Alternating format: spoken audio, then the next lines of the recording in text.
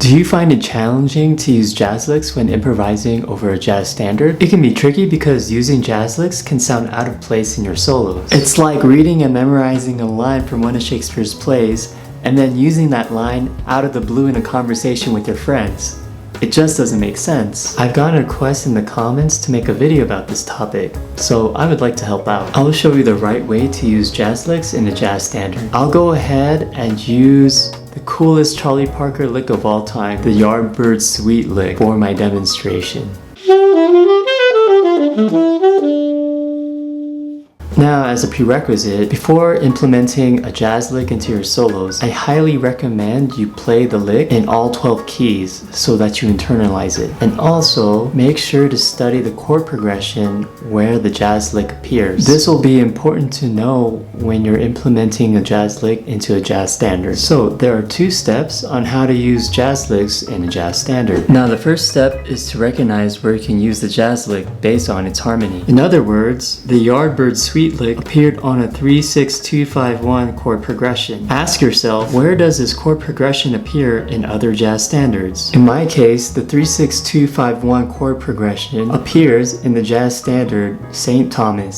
Step 2 is modifying the jazz lick so that it fits well in the jazz standard and it doesn't sound out of place. I will give you 4 simple ways on how to implement the jazz lick into the jazz standard so that you give it some context, and that way it won't sound out of place when you're using it in your solos over a jazz standard. So the first way is to just use the entire jazz lick in the jazz standard, but we're also going to play some sort of setup phrase before. That way we give the jazz lick some sort of context within the jazz standard, and this will prevent it from sounding out of place when we use it in our improvisation. Make the setup phrase simple, don't play a lot of notes, and make sure that your setup phrase gives the lick some space. I will use this setup phrase before playing the entire lick. So let me demonstrate how I would use the Yardbird Suite lick with St. Thomas. I'm going to start from the turnaround of the song.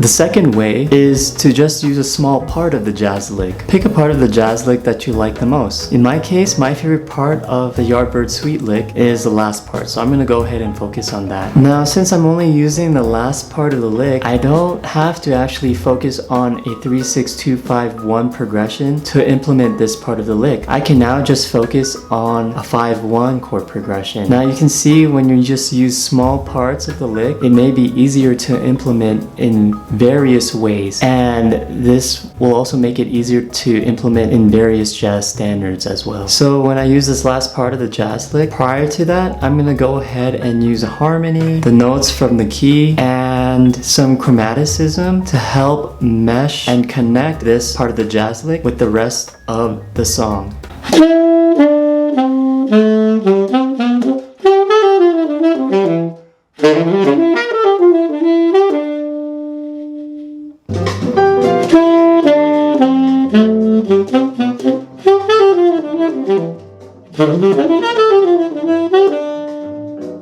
The third way to modify a lick so it sounds well is to change some of the notes but keep the same rhythm. I'll just use the first part and the last part of the lick and then change the notes in between. For the notes in between, I'll go ahead and replace them with notes from the key of the song as well as the chord tones from the song. This is a great way to use a lick in a jazz standard because it connects the lick to the jazz standard's tonality and harmony.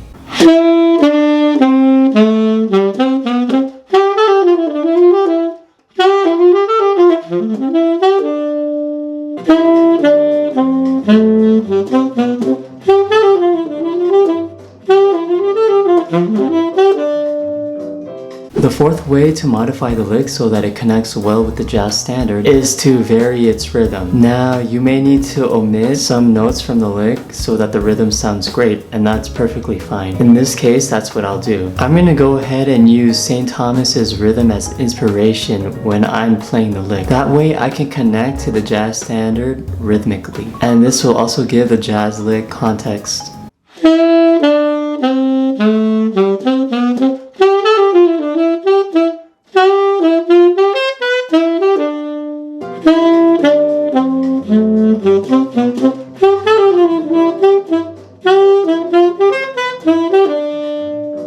Modifying the lick so that it sounds well with the jazz standard will require some experimenting so that you do it in such a way that it captures the essence of the jazz standard and suits your improvisation style as well. Using jazz licks in your solos can make your improvisation sound cooler, but if you really want your improvisation to sound amazing, go ahead and watch this video next.